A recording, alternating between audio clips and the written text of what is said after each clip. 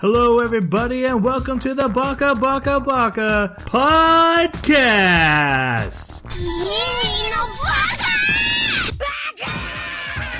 Baka.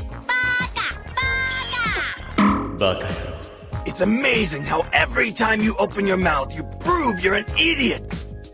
Hello, everybody, and welcome to an episode of Baka.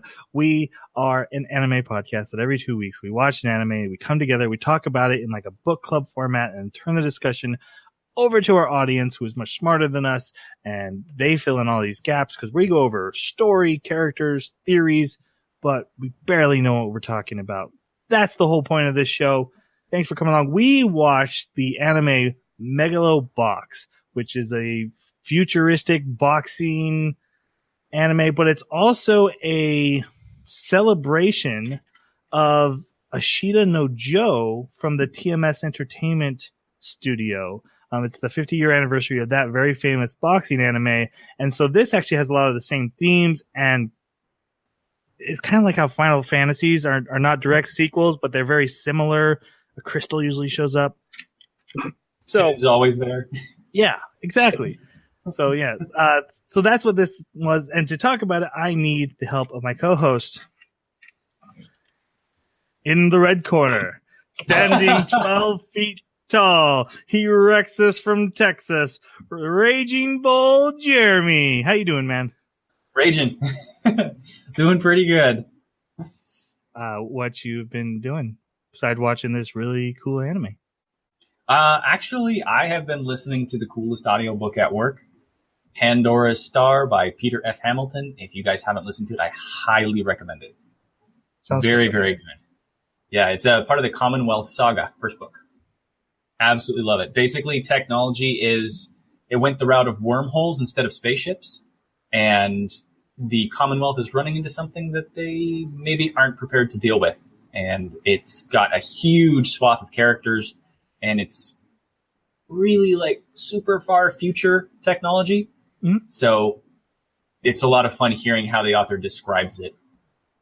Yeah, good book. Probably the third time I've listened to it. Oh, jeez. Very cool. And in the blue corner, weighing in at 17 pounds, the POS from POE, Real Steel Jason. How are you doing? Steel at 17 pounds. That doesn't sound like a big chunk of steel. And speaking of bad things, I'm doing pretty good because I got to try out the new expansion and having a blast with it. It's really it went down the route of, well, we grind endlessly. Why don't we make an endless dungeon? And so literally it's you follow this cart as far as you can go, and there is no end. It just procedurally generates more and more. Do you eventually abandon it, or do you just go till you die? Does it depend on if you're playing hardcore? So there's objective points throughout the map. Okay. And at each objective point, there's some sort of thing that event happens. But once the event's done, you can then click on your little minecart that gives light, and you can either go out, you can go on to the next point. I can't believe I asked. Okay. That was a fast version of it. And my name is Troy. I watched a horror TV show on VRV. VRV, you should sponsor us because I'm absolutely loving you and we'd love to talk about you more because they added Nicktoons and I'm watching a ton of animes on there. But they have a horror channel that's part of VRV. And I watched Channel Zero, and each season is a different creepypasta story turned into a 10 episode season. And the first one is Candle Cove, the story, a creepypasta about a haunted television channel that kids used to watch when they were kids. And they talk about like these puppets and how they did all these weird, creepy things. And then at the end of the creepypasta, spoiler for the creepypasta, he's like, Mom, do you remember when I used to watch that? And the mom's like, you never used to watch anything. You would stare for hours at a blank, fuzzy TV screen. Oh! And then they built a TV show off of that with children being abducted. And there were some very creepy parts. It wasn't amazing. It didn't blow my mind, but it was cool to watch something that weird and born from something so crowdfunded, internet made. You know, Slender Man's the most popular of the creepypastas, but 89% of the stuff made for Slender Man is garbage. Just absolutely. and also, go ahead, Jerry. I was going to ask, what is creepypasta? The best way to describe it is spooky stories that are usually really short form. Right. A lot of them are born on the internet, but they don't necessarily have to be. Similar to podcasts. They're just people that came up with an idea and created it, and they put it together usually in one area. Like, have you heard of the Russian sleep experiment? Not by the name. Oh, maybe okay. I know the experiment. Yeah, I don't think it's real. Well, no, it's not real. It's a creepypasta that a lot of people have heard of in the assumption that it was real, but it's not. Or at least I'll have to look it up at some point. Yeah, actually, it's pretty spooky. Would SCPs be considered like creepypasta? Some of them are actually born from. Okay. And very similar in the way that just random people make up a story and then submit it into this group thing. Like everybody agrees. Yeah, that was creepy. Yeah. Creepypastas are very much in a similar idea. They're like cousins. Okay, cousins to SCP. Actually, I think one of the first ones was like the Ocarina of Time one. That one was pretty good. I'll have to check these out. Let's go on to talk about our anime. Again, we watched Megalo Box. It was just a 13 episode, one season, which I think is good for it. But it does need to be called out. Yeah, this is a celebration of a much more classic anime from boxing thing. But let's give our non-spoiler reviews. I picked it, so I'll go first. I really found myself getting into this a lot. I would highly recommend it. If any of the things we talk about sound interesting, boxing, robot arms, dystopian future, those kind of things, 90s art style, this looks like it was made side by side with Cowboy Bebop, Trigun in the art style. And so there's a lot of nostalgia that pulled me in. I felt it took a little while to get going. The first couple episodes, I was like, okay, I guess. And then once the stakes are set, I was in. And I absolutely loved it. I was so into it. I was telling these guys, if there was a shirt that said "Not Dead Yet," black and white, I would buy that instant. I would wear that. So I would recommend it. How about you guys? I was actually kind of thinking of this from a high level, and tell me if this sounds familiar. A non-citizen or alien, if you will, shows up that no one's heard about to enter a tournament that he fights his way from the bottom to then defeat everyone else. Is it DBZ? So I think that's one of the reasons this kind of pulled me in. Is it felt so much like Dragon Ball, like the very first Dragon Ball, like 3 seasons of it.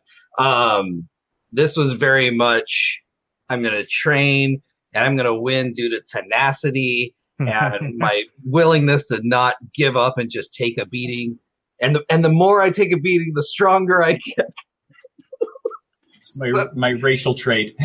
So, anyways, besides all that, I did really enjoy the pacing. I enjoyed the story arcs. And I liked how the side characters did not feel throwaway in the slightest. Everyone had a reason to be there.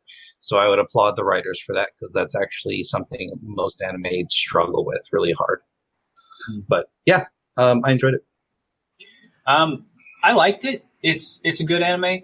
I think that if you're coming into it without having any background in Ashita no Joe, which is how I came into it, it seemed a little bit heavy on the melodrama and like the machismo of like, hey, we're tough guys boxing and that's all that matters. And my favorite part. and for me, it was like, I'm expecting so much delivery on that. And if you are gonna be particular about the actual mechanical stuff, because if you're being drawn in because of the gears, because of the exoskeleton, that may not be the best reason to be drawn in. It's fun, it's interesting, but they don't make actual sense if you really think of it. they really don't, especially the direction they go in the anime.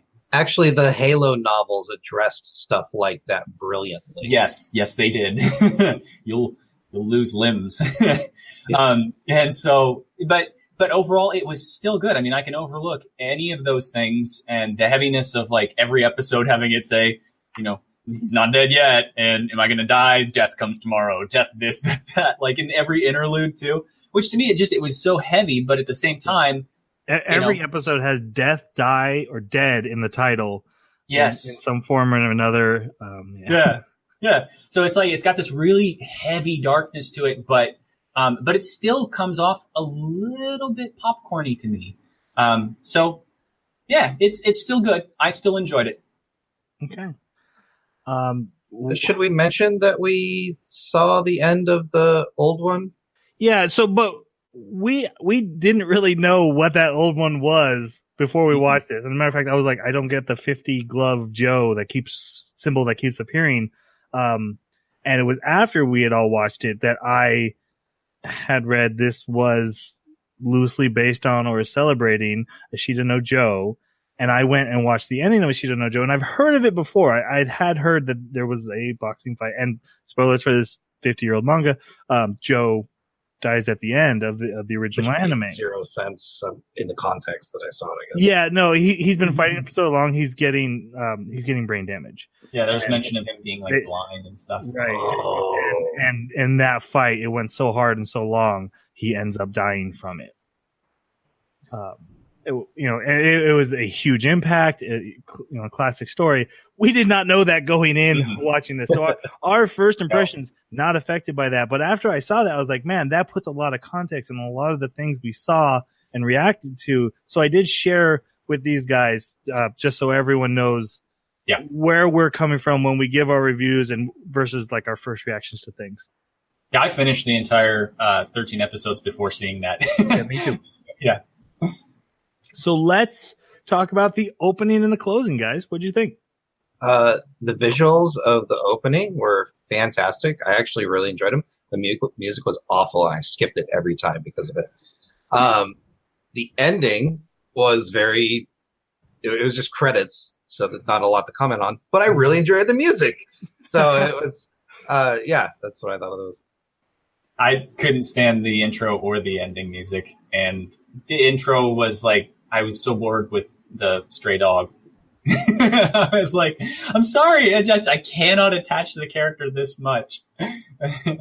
I kind of actually with Jeremy on that one. I was not a huge fan of them at first, but much like this anime and much like the main character, I was like, I respect you for doing your own thing. You are breaking anime conventions. This is not an anime intro like I've ever seen before, and I've never seen just ending credits every episode for an anime. Right. I was like, well, you did it your way, I guess. The one thing at the end credits, right before it really gets, the credits start rolling, there's always a phrase at the end, and I love those phrases. Like the die has been cast, time to double down your bets. Stuff that would play off the title of the episode and just bring a little extra nugget to it. I thought that was really cool. Yeah, every one of those also had die, death, or dead in it too. The music in the ending, I think, did grow on me a little bit. The intro, visuals kind of grew on me a little bit. I like the theme. I'm not sure I fully get the theme of I don't get the desert. I don't get the charging through the desert. We need to talk about that in the spoiler section. But okay, that was me. Let's go to our spoiler section. Let's fully talk about this anime. So everyone who hasn't seen it, that's our thoughts on whether you should or not. Otherwise, we're going to keep going, and it's up to you whether you come with us. Spoiler warning dropped. First thing I want to talk about is the art style. Like I mentioned before, this has a very 90s art style. It is still done with modern technology, but they downgraded it to make it not so HD computer crispness. What did you guys think? That was beautiful. In fact, I lost the nostalgia feel of the old 90s because it was so unique. I think because it wasn't so old because the detail was like 200% of what you would see in the 90s, even though the style of it was 90s. So it was almost its own unique thing. But yeah, I found myself really enjoying the visuals. Yeah, I thought it was beautiful. It was very good. Very, very good. Really harkened back. Good nostalgia. Yeah, same here. I dug the nostalgia vibe they were feeding me. I know it was a hook, and I bit it willingly. Like, yep, you got me. Here, I'll just put this right in my lip. There you go for you. Also, the main character design definitely harkens back to Spike Spiegel from Cowboy Bebop. I'm a huge Cowboy Bebop fanboy. It's one of the first animes I ever watched on Toonami. So like just the main character, I'm in. What's your name? What are you about? Oh, you don't even have a name. I don't care. Let's go. You look like him. This will work. You have the fro. It works. That's right. I think one thing I appreciated about it is, I think I said that meme to you a long time ago. The eyeball from the side view of how big the eyeball must be inside the anime character's head. Nobody was like that in this anime. Not like even the kids didn't have the over exaggerated huge eyes. And I think even though it was anime, like they did a really good job with giving like some realism to their characters. So we start this anime with a man recklessly driving his motorcycle through the desert. Before we talk about him, what is the desert symbolism?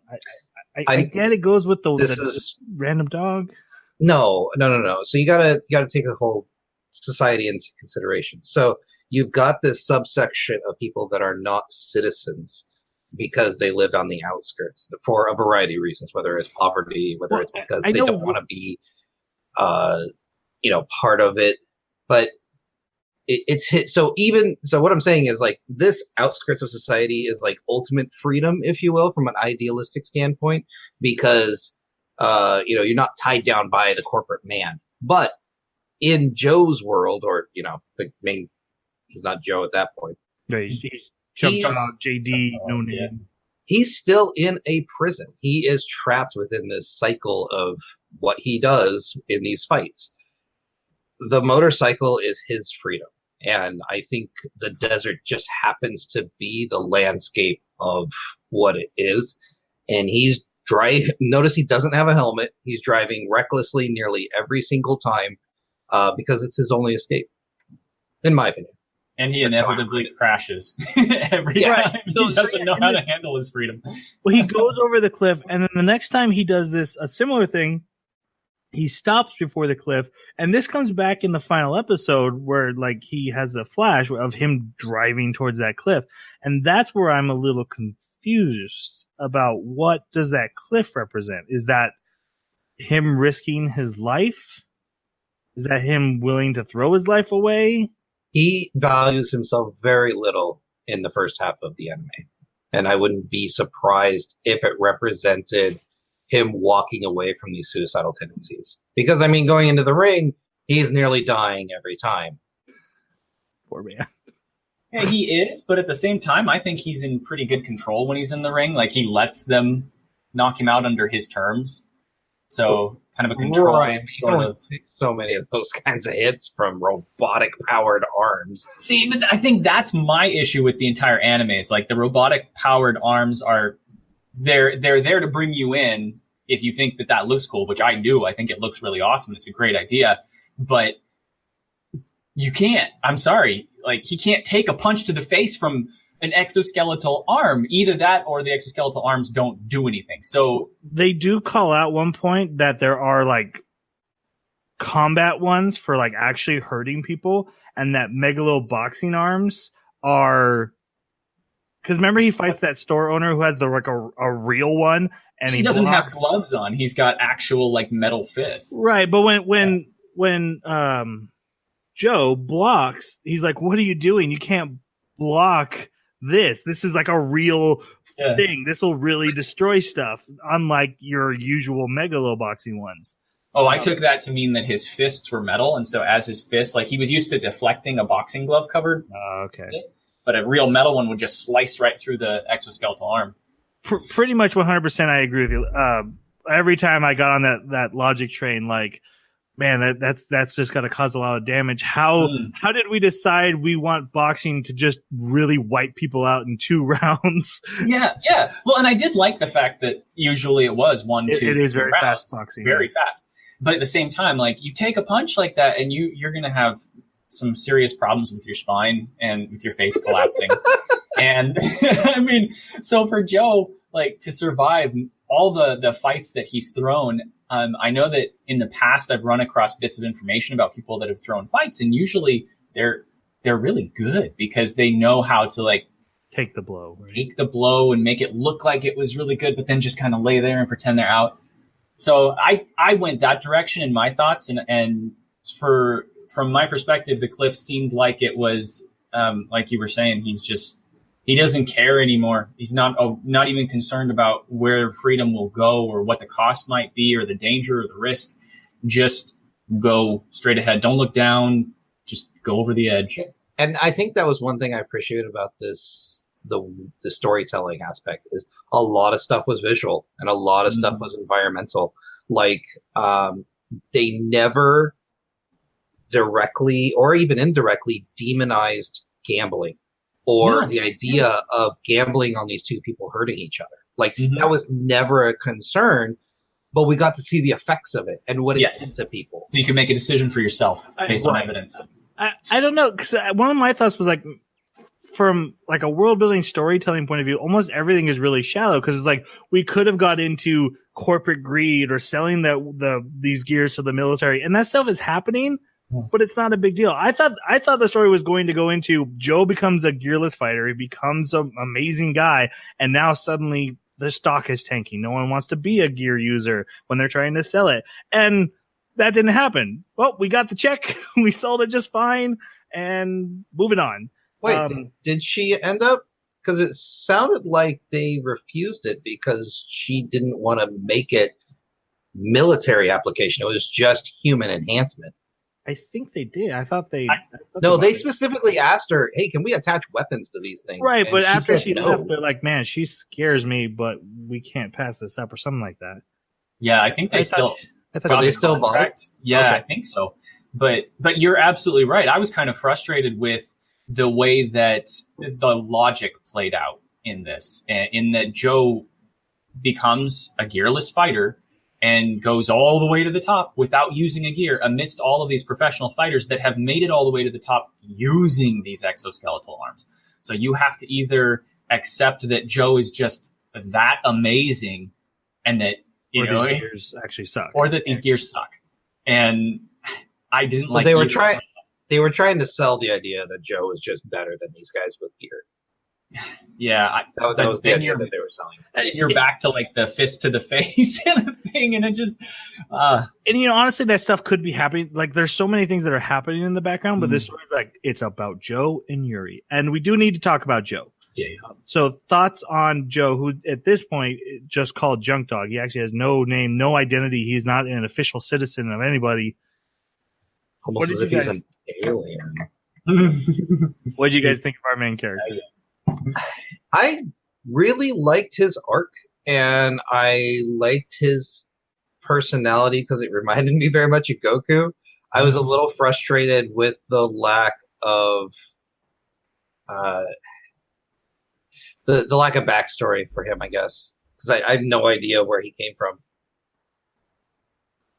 He's basically he's kind of a proxy. I think he's entirely there because of A.I.C.O no Joe. I mean, and I totally agree with you that it's frustrating.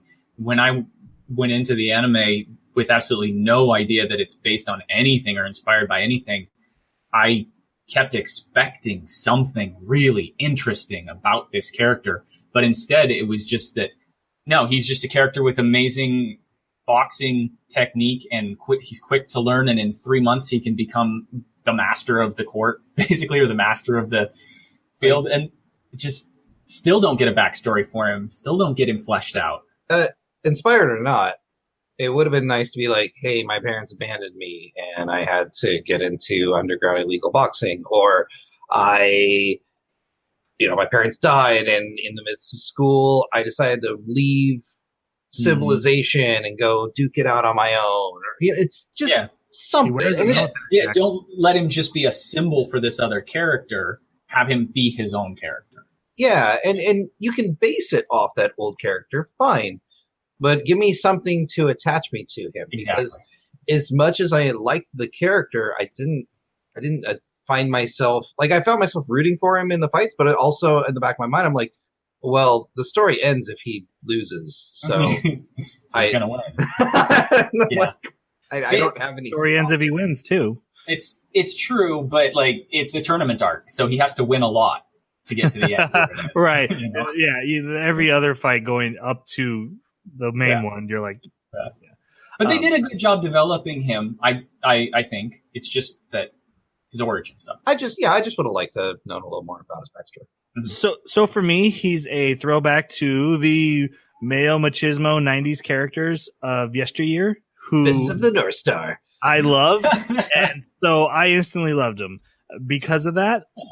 I felt it was a little unsubtle what they're like, guys, this is an underdog. We went to the bottom of the barrel of all underdogs, and then we dug 10 feet down, and the guy we found this guy underneath that. Because that's how strong it is. Like, his name is literally Junk Dog. He loses on purpose. That's how he's so not a winner. He has to lose to win. He doesn't get to have any gear. You couldn't make him more of an underdog. It's not subtle at all, but I love underdogs, so I'm like, I'm okay with it. You're so easy to buy off. I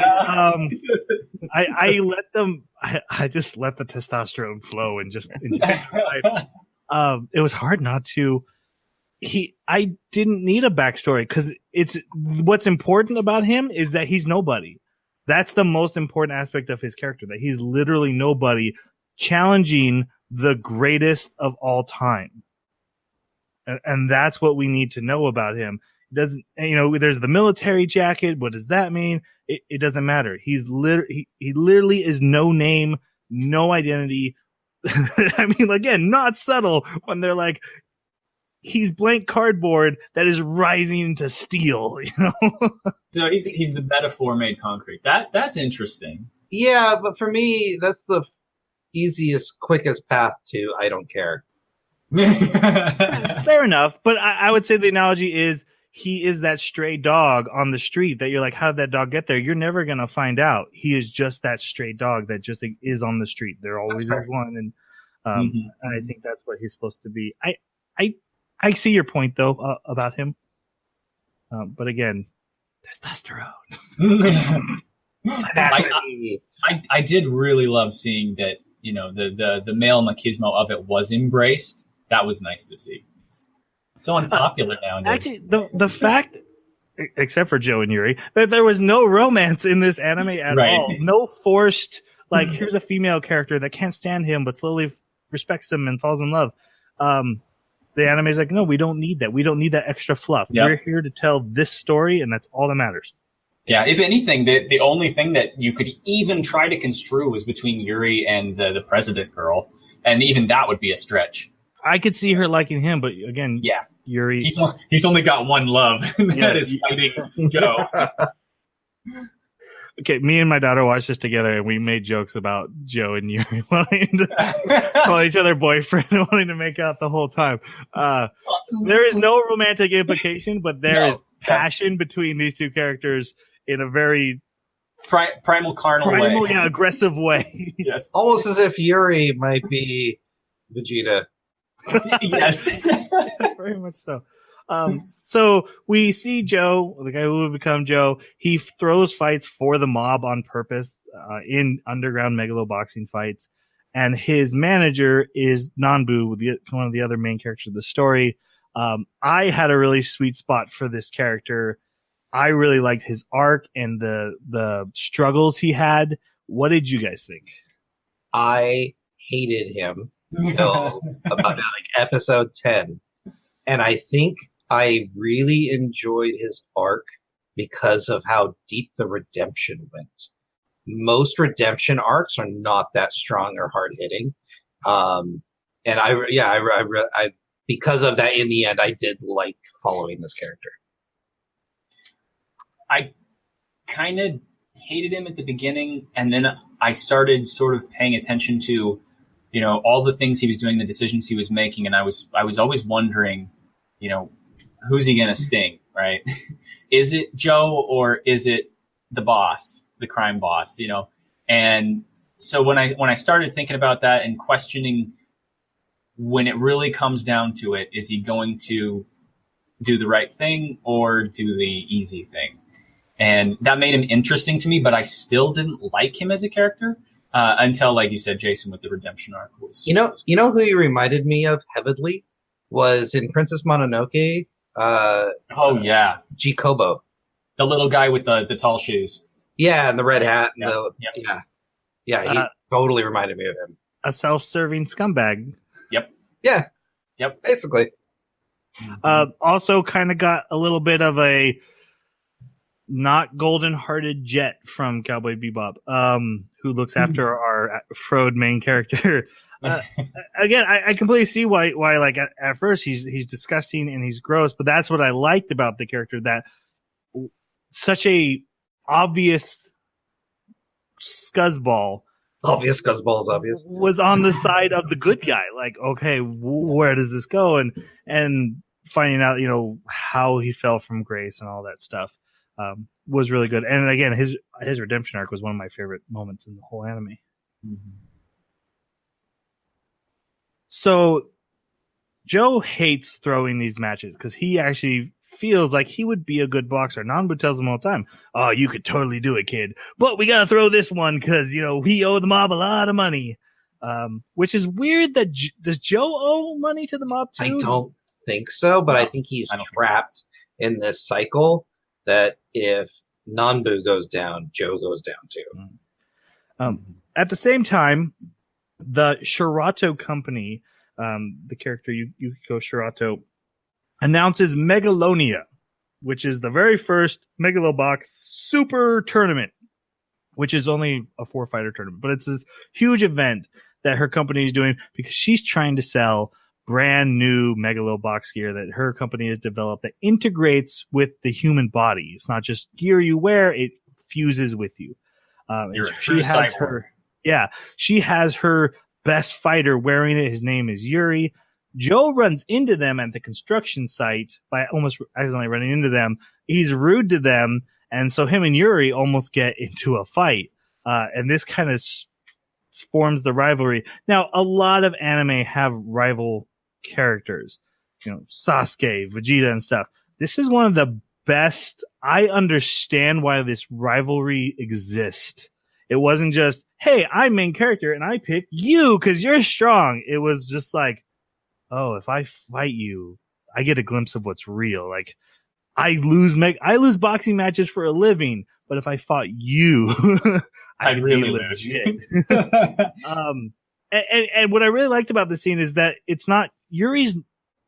This is kind of my review of him. I really like this character because he wasn't just the villain of the story. He wasn't the villain of the story at all.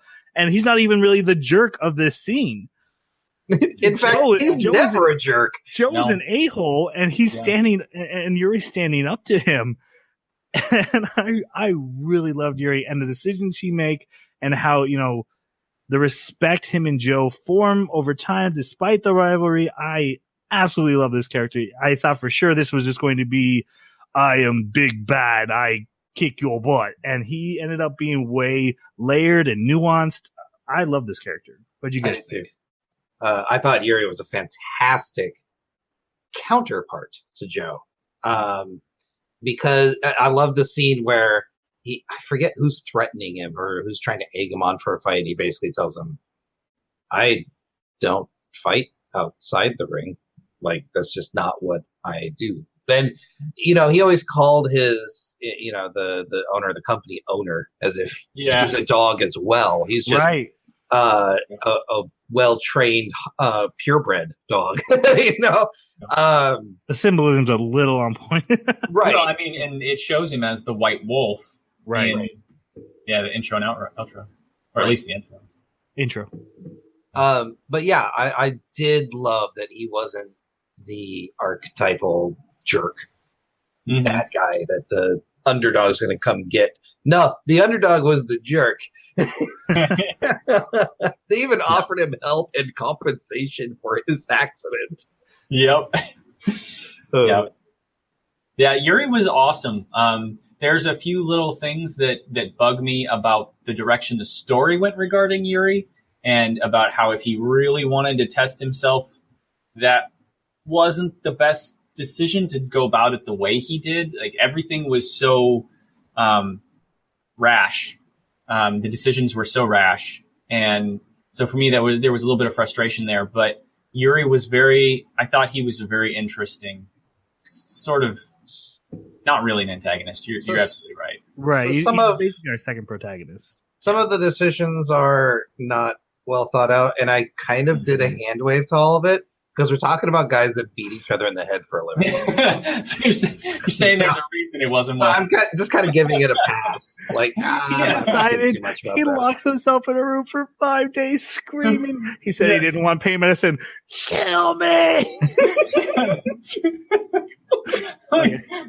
It just, yeah. I love that scene. I was like, that's a man. Like, Drinking with testosterone. if you take everything else that is also, can be manly, thinking can be manly, and you just leave the testosterone saturation, that's all that's there. That's, yeah. Thoughts on Yukiko, the owner of this company and owner of Yuri? I really wish she would have had more screen time. I thought she was a lost potential, but unfortunately I can see where they didn't have room for her in this story.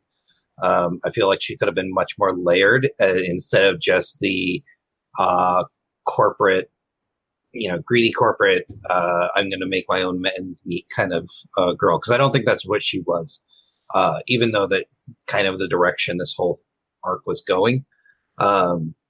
But besides that, I mean, she, unfortunately, she kind of took on that archetype of the, holier than thou corporate head. Corporate villain. Mm-hmm. Yeah. There's really barely anyone that you could contrive to be an antagonist in this anime. And, well, there's one guy. Kind of, a guy that likes to poke fish eyes out of his fish with a fork and stuff. And make stock. Yes, and make stock, yeah. Like, that's one guy, but even he is just a minor hurdle to be jumped over. It doesn't even require characters' deaths. Says he does, but then doesn't. And so, like, I don't know, for me, she kind of almost came off a little bit bland. And you're right, there was potential there, but I don't think they executed it well enough with her. I don't think they had time. Yeah. I agree with everything you said. I guess I was happy again that she wasn't just I'm super evil, greedy corporate woman. Yeah. But there wasn't like any time to build to show why she had such a human side.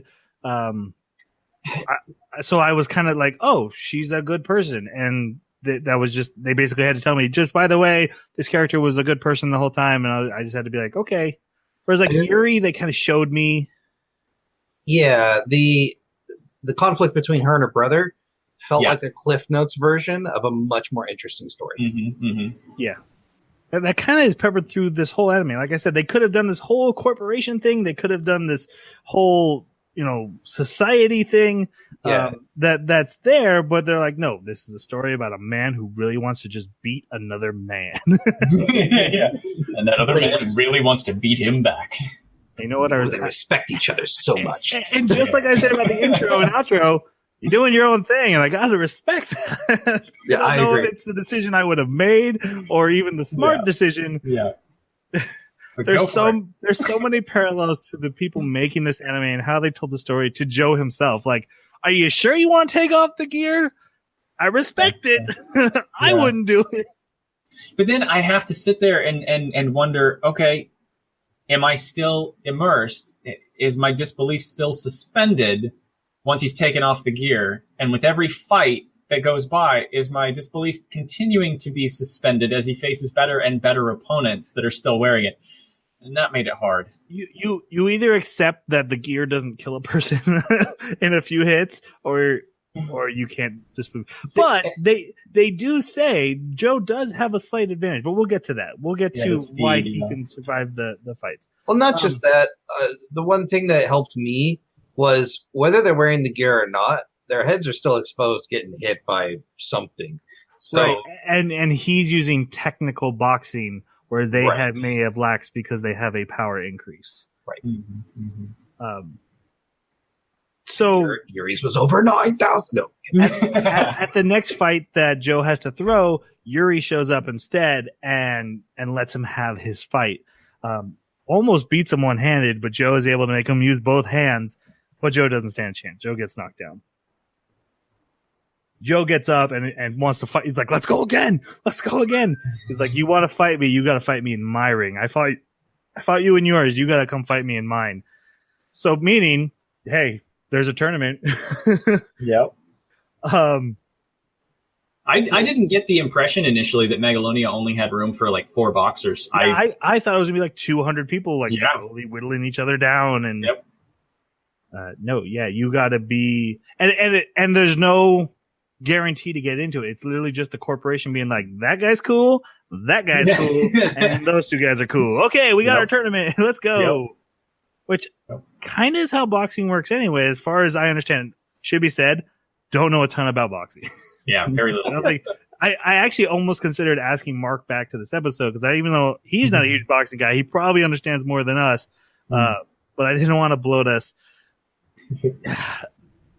As far as I understand, boxing matches are just, hey, does your guy want to fight my guy? Can we work out a business deal to get this fight started? And that's a lot of how these big marquee boxing matches happen. It's not like, oh, now I've moved down the progression and I have to go through you next. It's, hey, you cool? Me cool? We fight. Punch. Yeah. So Joe wants to go into Megalonia, and Nambu's like, that's stupid. You don't have an ID. You don't have time. No one even knows what you are. Let's go throw another fight. Joe goes into the ring and knocks the guy out in one hit. Basically, a dog off his chain, if you will. And this is where we find out that they are in debt to the mob, especially Nanbu is controlled by this mob boss, Fujimaki. What'd you guys think of the character Fujimaki, the mob boss who could be on Food Wars? Special ingredient. I don't know. He's run of the mill mob boss for me. Like, I did like how he comes later in the anime. I saw it coming a mile away because right. I know exactly what's going to happen. They hinted at it a couple times. They let you remember that something happened there. Right, because nowhere near in the beginning when he pitches this idea of going to win Megalonia to pay him back, nowhere did they say, oh, I'm going to want you to do what you normally do. But I saw that coming. It's like, okay, that's what, because he's looking to make a ton of money. He's not looking to win the prize. So, I thought he was a good plot device, honestly. Yes. Yep. He did his job well. He filled all the necessary roles for the he's the sort of, I think this, I'm using this for the sort of Damocles hanging over their heads, right? There's more on the line for them than just like, hey, we have to win it to be cool. Maybe that's also another reason that pulled me into a sports anime was, sure, boxing is sport, and if you lose at boxing, you can always try it next time. Not these guys. Yeah, if they don't complete their mission, it's swimming with the fishes. I'll be honest. I hardly see this as a boxing anime because sport anime. Because to me, sport anime are basically slice of life plus a lot of technical information about the sport, and then the sport presented in a shonen battle way. And while I don't share the same distaste for sports anime that I know you guys do, I didn't see that here. They used boxing terms, but they didn't explain like what combos were or how the foul system works. Like there wasn't 10-minute long explanations of the sport peppered through. And this was definitely not slice of life. This was like the story of this one guy's life. So I didn't see it as a sport anime. It's an anime that a sport is in. I kind of see it as it is. This whole anime is a tribute to Ashita no Joe, and that's it. Like you could sum it up completely. Yeah. And that everything else, everything in the story, everything about the way the characters developed was like, hey, forefront of my mind. This is a tribute. Now, what can we come up with to make the necessary parts to come up with this anime? Okay, so you knew that after watching. What did you think while watching? Did you feel like you were watching a sport anime? No. I was wondering what I was watching. like I'm watching it and I'm going, okay, these characters they're okay, they're interesting, but there's so much missing. There's so many pieces missing. There's so much logic that's about the way things are working, and even the logic about decisions that are made, and about, okay, if this is really going to be a match between these two characters and you're really testing your mettle, why would you put yourself in a state where you're just out of surgery and it's like 5 days later? You're clearly not operating at your optimum without your gear. You know, you need like a couple of months maybe to recover from that surgery or something. Like there's just so many things where I'm like, the logic doesn't work. And even decisions like you were saying before about the contracts. So even in the story, the way the story kind of falls out and goes through, it's like, it's only partly there. But it was still entertaining. Like, I think another thing was that it wasn't a team sport. Yeah, he had his coach and, most of the time, Sacho, but like it wasn't a team of people against a team of people and trying to keep track of that. It was one dude against one dude. I got really confused when the kids got added too. I did not like that. Actually, let's jump to that. Okay. Because that's actually next in the story. And we meet these street hoodlums. And basically, Joe and Nanbu are looking for gear because they have been given a fake identity for Joe. He's now Joe from Fujimaki. They got the money they need to enter the tournament, but they have to get competitive and fast. They only have 3 months to place high enough to be considered to enter Megalonia. So they go to this vendor. They're looking at his wares. He has a prototype, very close to Yuri's gear, is what they insinuate. And then there's these kids there who are selling stolen goods for drugs. Candy. They call it candy. They call it candy. You can call it candy. Yeah. I'm pretty sure that was drugs. Yeah. One of the kids ends up in a fight with a shop owner because he didn't get his drug, and Joe defends him. The kids then start following him around, blah, blah, blah. Long story short, this kid tries to steal gear, gets Joe the prototype gear. Joe has to save him and fight off the big burly shop owner. The gear busts, and they actually have to like rip it off of him because it's breaking and burning him. And he fights this shop owner gearless, which is going to pay off for the big plot. But this is where we meet the one hoodlum that really knows about Megalo boxing. Which we find out for why later, but Sachio, who's the kind of the third main character. What did you guys think of Sachio, the hoodlum? I thought he was a good addition. I mean, I don't think he was pinnacle or a linchpin in the whole operation, but I thought he offered some decent childlike insightfulness, because there's many times, especially in stories where it's a payoff, for kids to come up with this kid idea that the parents go, oh, we never would have thought about that because we're adults. And, and it works out. And also he seems to know his stuff about technical boxing. There's a lot of technical knowledge about the gears, especially. Yeah. So, and also he seems to have a video game and he seems to be the tech guy. He's the hacker, the crew. Yeah. So I thought he fit in well. It didn't bother me that he was a kid. Yeah. Him as an individual character, I was okay with. But it was, I don't know, maybe I have a double standard here, because I remember in a lot of 90s anime, like in Iria and stuff, they had those kids, and it didn't bother me as much back then, but maybe it was the weight. It was that the this rapping. anime carried. What was that? It was the rapping.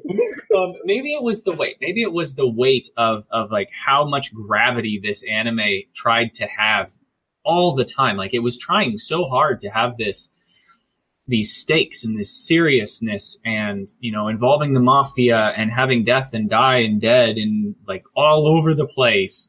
And then you've got, hey, look, it's kids and they're running around and their arms are too short for their sweaters. And this one's fat and he's got a big belly button. And it was like, wow, it's the wrong color. It's the wrong flavor. It just didn't fit to me with everything else that they were trying to build with this anime. So it was very abrupt. I do think that as he developed over time, he fit better and better.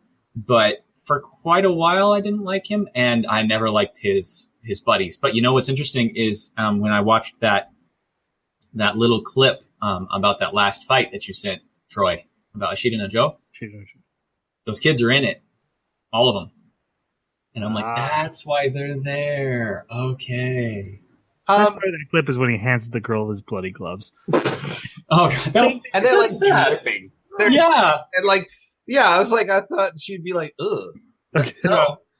I don't know. I didn't feel that way about the kids because it kind of led into the whole world building for me because these kids were literally street kids. They had nowhere to go. And it just kind of reminded you that, oh, there's the street rats. Oh, wait, they're kids that don't have parents. So, Jeremy mentioned yet.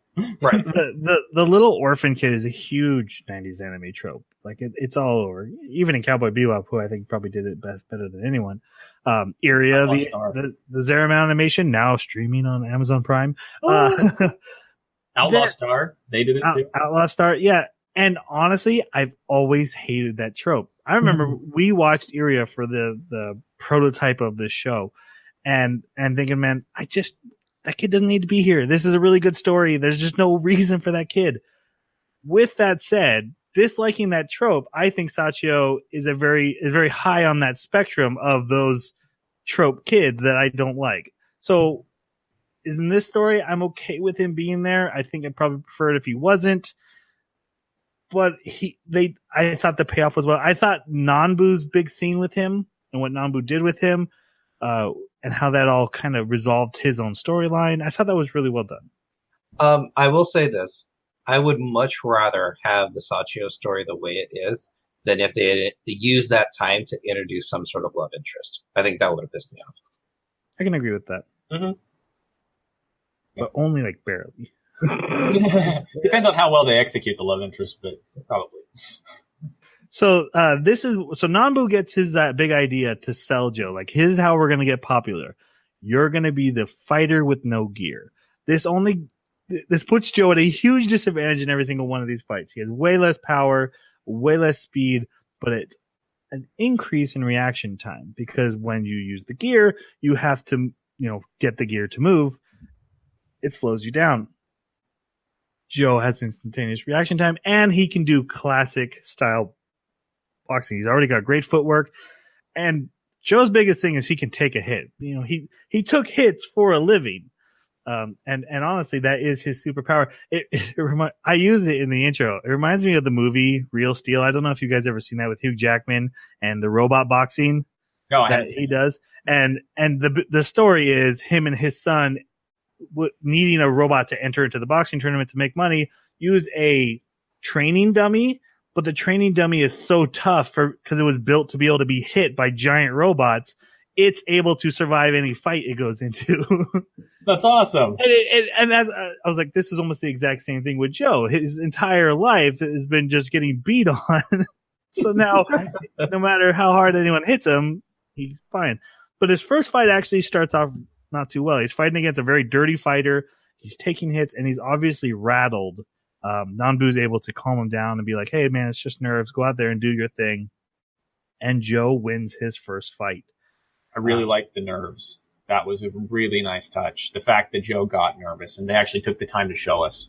Yeah, and it led credence to the why doesn't everyone just take off their gear and go fight? Like, this is an insane idea. And having Joe, who's the guy who drives his motorcycles off cliffs, realizes this is insane.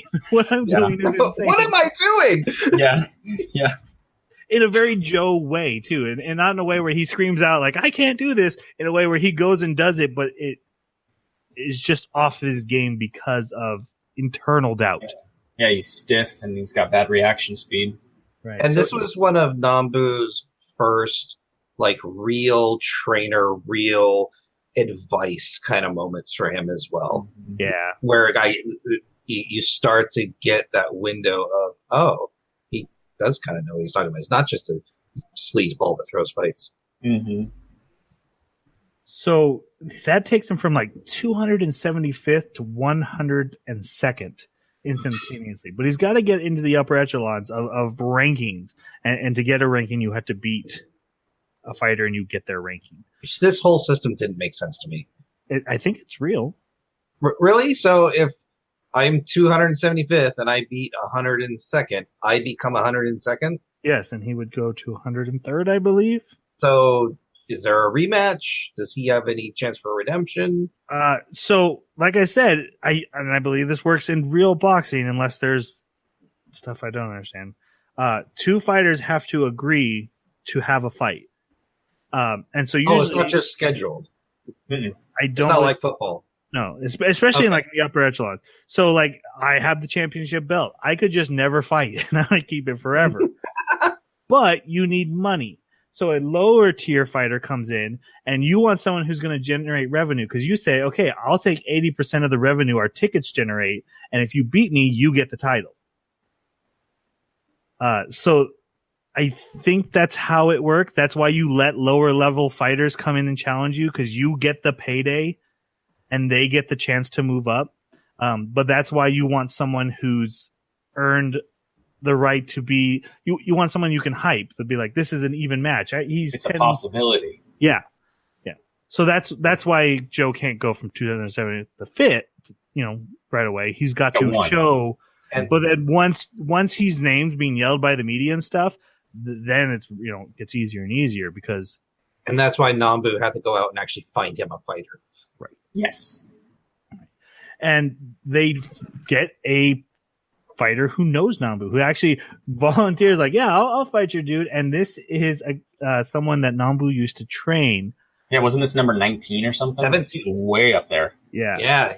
So 100 and something to 17. Yep, 17. Yeah, 17. This is Aragaki, and he reveals, no, I want to crush your fighter. I'm not going to help you.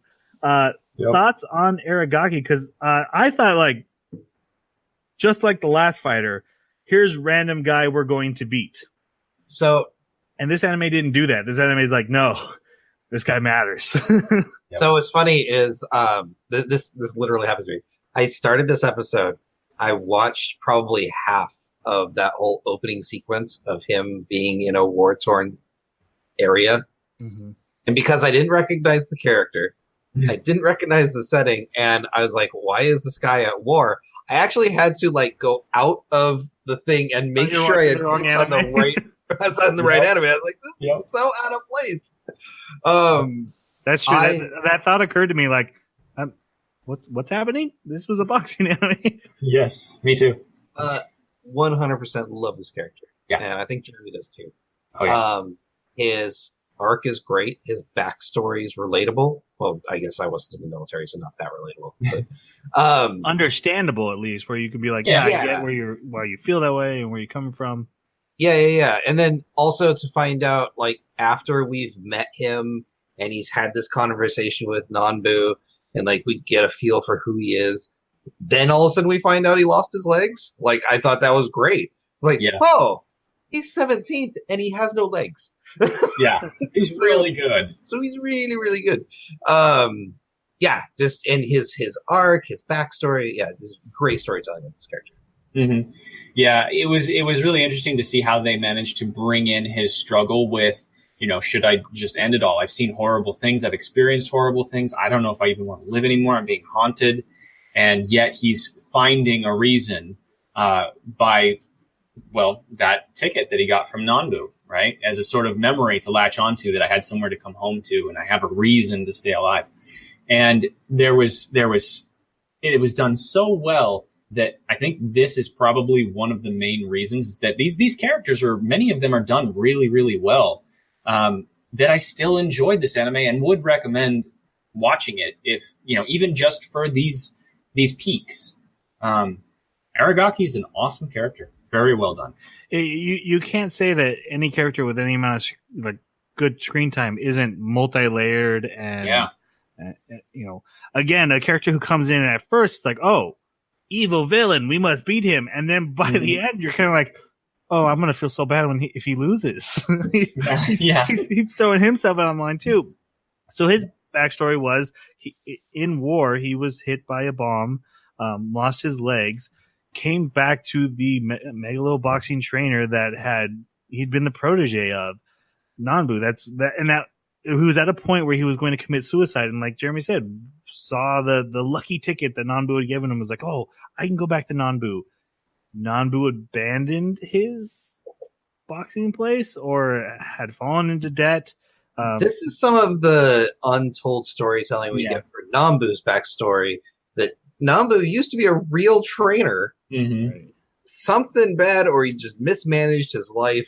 Do you think it was insinuated this event? Oh my gosh. One of the very first thing that's said in the first episode, you hear a voice as someone's talking about betting on a dog and saying, oh, that was a terrible bet. I'm never going to make a bet on a dog again. Do you think that the bet that got him that ticket is what put Nanbu in debt with the mob? And then he gave the ticket to the student, because the student at the same time, or student, I should say, boxing pupil, was going to go to war. And or at least the start of it. Like then he falls into depression because of his student, and it gets worse and worse. Also, did you realize that means that by betting on Joe to win, he's betting on a dog again? Yeah. Yep. Some things are on the nose. Yeah, seriously. Yes. Okay. So he wants his revenge, Aragaki. He wants to crush Nanbu's new student. He's actually offended that Nanbu has this new protege. And Nanbu's like, Joe, you can't beat him. Well, first Nanbu's like, holy crap, you're alive. This whole time, Nanbu thought he was dead. You're alive. I missed you too. And then he's like, oh yeah, and by the way, I'm going to crush your fighter. I'm just going to destroy him. Which it's so sad because there's an emotional disconnect between the characters. They misunderstand each other. Yeah. And it's so common in real life. And it's one of those believable things that you can see happen. And then you get the flashbacks where Nanbu sees the report that his pupil, his friend, was among the dead. And he just flips out and he throws a chair at the TV and just breaks down and wails and weeps. And you see that Aragaki never saw that. All he saw was a shut down boxing ring that he couldn't come back to and had to crawl through the window from his wheelchair. So just that disconnect was, so good. Yeah. Before the fight, Joe and Aragaki meet up and talk to each other, and they have a conversation about Nanbu where, Aragaki's like, he's a double crosser. He's going to sneak behind. He's going to ruin your life. And Joe's like, I'm responsible for my own life. I mean, he's going to make his choices, but at the end of the day, you got to take responsibility for your own choices. And I thought at first, that's just them drawing their line in the sand. But this actually ended up being talking no jutsu, where it actually gets into Aragaki's head and kind of starts changing his worldview and changing why he fight. I loved in their fight. So in the fight, as with most every fight, Joe's getting the crap kicked out of him. He's getting knocked down. He's climbing back up. He is not doing well. Down. Nanbu had begged Aragaki not to destroy him. Yeah. But Joe realizes he's not trying to kill me. He's trying to box me. He is trying to show you how good he is. He's trying to be the best boxer he can be. He's not out here fighting dirty or fighting brutally, because they had seen video of him tearing opponents apart, right? Mm-hmm. And Joe realizes that's not what's happening here. And they go toe to toe eventually. And then Aragaki forfeits the fight. and you find out it's because his legs are bleeding. They're not. He's being over pushed. Can't handle it anymore, so he has to. And he even says, like, I knew I was getting close to having to be done. I've been going too far. And his trainer even told him he was going to pull him. Yeah. I love that too. That he's like, yeah, if you hadn't forfeited, I was about to throw in the towel. Like, this was going to be done. The key visual that for this one in the very beginning was of his bloody prosthetic, and when I saw that, I was like, "Is Joe going to murder him? Like, what's going on?" Same thing. Joe's going to hit him so hard. He's going to fall off his leg. And at that time, Aragaki is like a villainous character. So I'm like, yeah, get him, Joe. And then by the time this scene happens, I'm like, oh, poor dude. Yeah, so bad for you. So bad for him. Yeah. Because I'm like, oh man, he's beating on a cripple. And then I remember all the pictures of the people he beat. I was like, well, maybe it's not that bad. Yeah, he did it. As another Megalonian tournament fighter is announced, all the crowd wants to talk about, though, is Gearless Joe. Does Gearless Joe have a chance? He's number 17 now. And this is where Yuri finds out. And, my daughter turns to me. He's like, his boyfriend's coming. Oh, God. Okay, just for the record, she's a teen girl. That's how she. Yeah, of course. And then I said, I know. Because you're just like the teen girl response. So Joe becomes the hero of the common man. He's on magazines, he's on newspapers, his face is on billboards. Doesn't seem to be getting a lot of endorsement money, but maybe that doesn't work that way in the future. Or Nambu's keeping it all for himself. It's going to Nanbu, but it's not paying off any of Nanbu's debts. I don't. It wouldn't have mattered because I don't know the deal. Time to get into the business details of this. Yeah. Well, think about it. He's not getting any sponsors because there's no gear company to sponsor him because he's gearless. It's true, no sponsors, but he's definitely getting like the recognition, which the pictures out there and stuff. I imagine he gets paid a little bit. Pretty sure Michael Jordan didn't use Wheaties to win basketball. You don't know that. So we then meet the character Mikio Shirato, who is Yukiko's brother. He's a boxer too, but he's got a rival gear to her gear that uses AI to predict movement. And he wins his fight, and he's most likely to get the final spot for Megalonia. Instead of just letting it happen, he challenges Gearless Joe to a fight. So this is like everyone's celebrating. This is it. We made it. One more fight, and we can get into Megalonia. This is for everything. What did you guys think of Mikio? Another presented as bad guy character that has so much more depth and is not a bad guy character. This anime has this habit of just having amazing side characters. And like, I stick to my guns from the beginning. Yukiko and him have this unfinished, really interesting story to tell. Because they're basically battling over this company that their grandfather handed the reins to Yukiko for. And Mikiko believes that he should have been the one to do it, and he's going to prove it with his better gear. And yeah, I think, like, man, just great job with, like, backstory and the way they're telling it. I liked this character. I thought it was good. Even though he's a little more sleazy. Way more, but once he loses, he becomes a really cool character, I think. Even then, I don't know if I would classify him as very sleazy because, I mean, what I understood from the backstory was that initially Yuri was helping him in his project with the AI, and that was before the integrated gear was really begun. And it sounds like he kind of hit a wall with the AI, but he wanted to keep doing it. He's hard-headed, he's stubborn, and I bet you that's why the grandfather said, screw him, he's not adaptable, he's going to destroy the company because he's so invested in his own pet project, he's never going to go in a different direction. And so when Yukiko wound up working with Yuri, because Yuri didn't want to give up his ability to fight to a machine and let it make all the decisions for him. All that backstory plays out, and I can understand where Michio's coming from and why he's fighting the way he's fighting. Because for him, it really is a pet project. It always was, but now his pet project has stakes. Like, he lost everything for that because presumably, at least he thought he was going to inherit the company. So he essentially lost that inheritance because of this pet project. He has to prove that the decision he made was right and that he rightfully should have had the company. And like all of that investment that he has into it makes sense to me. And so, yeah, I absolutely love the character. He was believable and everything he did made sense to me. I enjoyed his screen time, and it was really sad what happened to him, but it was inevitable. Yeah.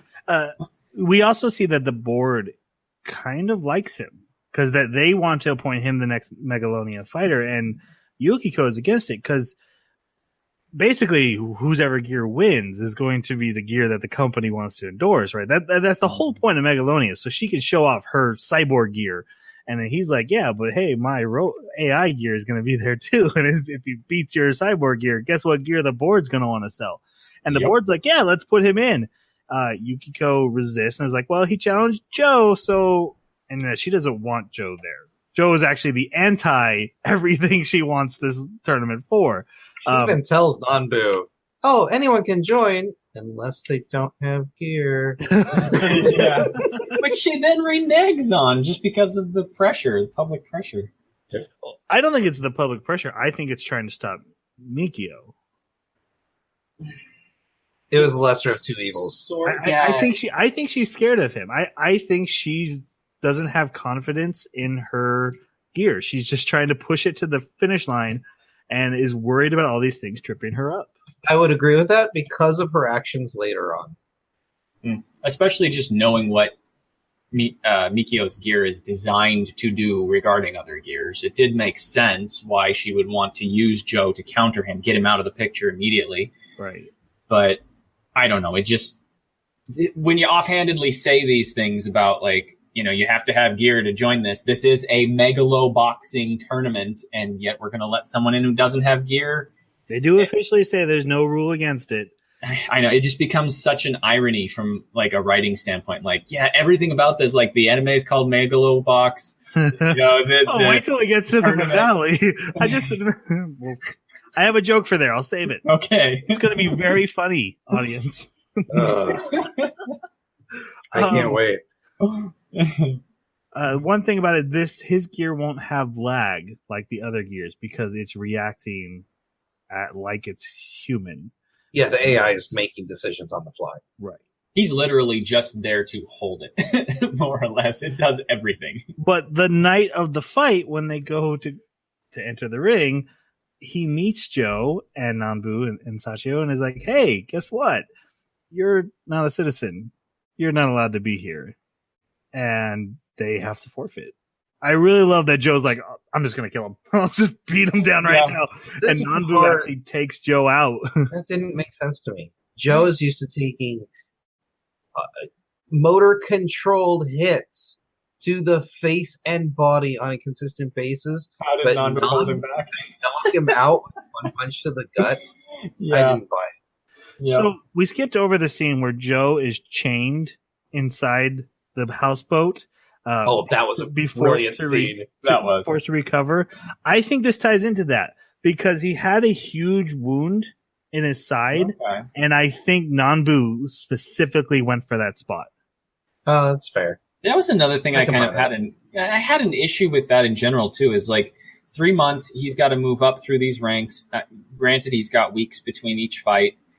But if he's still in a state of being that damaged when he's going into the next fight, like the vulnerability is just so bad. If it's so bad that Nanbu can take him out in one punch.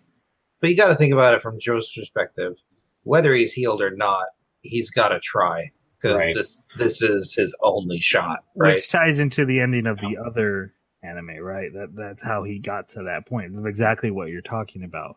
Yeah, I did have that thought, and I don't know enough about boxing and the things they do and the wounds they take, what their recovery time is. I don't know anything about that. So I can't really comment on it. I did. I mean, I felt this whole time like, man, we are just watching a man destroy himself. Mm-hmm. And I mean, he's got blood in his urine twice in the anime. yeah, I wrote it down like, oh, piss and blood. Yep. And like you've called out, death in every single title. Yeah. It's hard not to be like, oh, this is just a downward spiral for a man that we're watching. It's a kamikaze run at the cliff. Mm-hmm. Well, he's just covered in scars from head to toe. Yeah. Yep. I did love that though. I love it. Matched the dog. So he automatically loses the fight, and that means that Mikio is going to be named to Megalonia. Nanbu has to go to Fujimaki and apologize, like, oh, well, we didn't make it. And Fujimaki's like, let's think this all the way through. Yeah, we knew someone asked around. He knows the ID is a fraud, but he didn't take the time to fully research it. There's no way he could have. He didn't get access to the physical disc or card.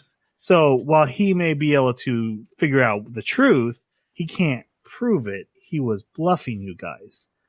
And that's true because Mikio was afraid of Joe because his gear has a weakness, which they find out by one of the old techs for the company is now a gambling problem to the mob. So they bring him in and interrogate him.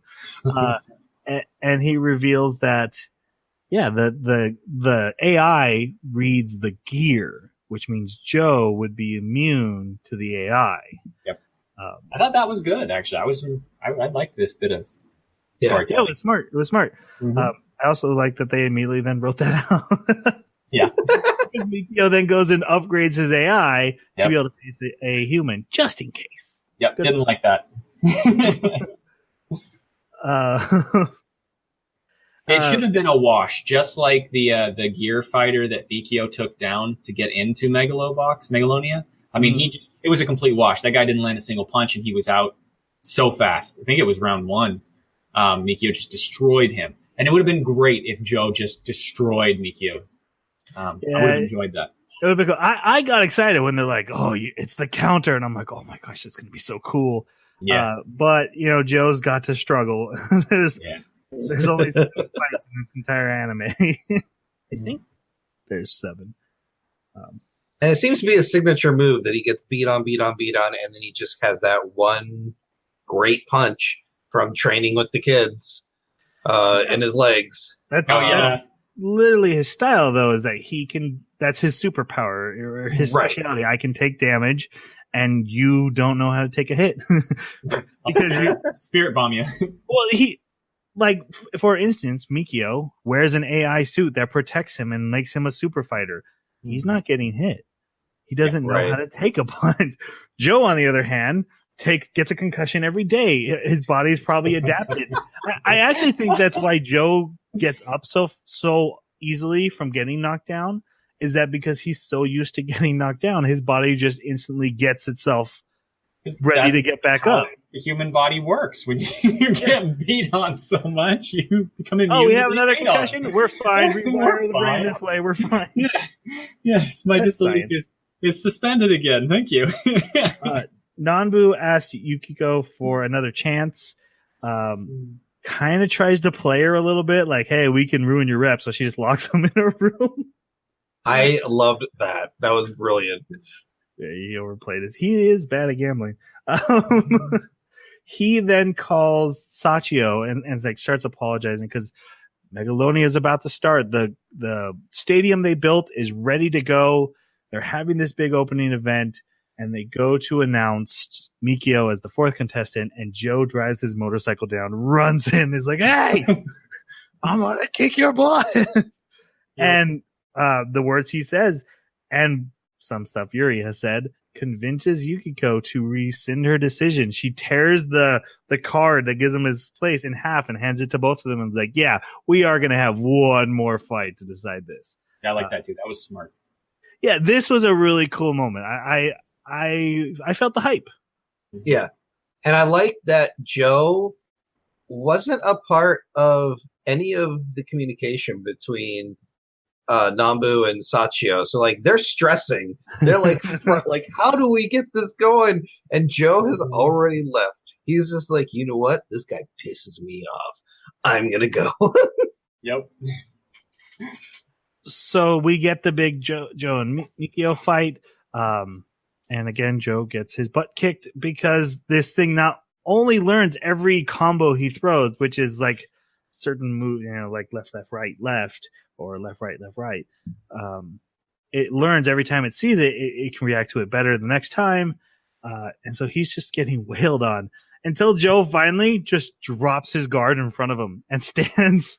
That was cool. Just I eyeballs really liked it. And the AI doesn't know what to do, but it learns that nothing happens when this happens. And while this is happening, we're having flashbacks of Mikio and talking with Yuri about who's the fighter now. Is it the machine or the man? Which one is which? Mikio goes in for one big final punch, stressing about this.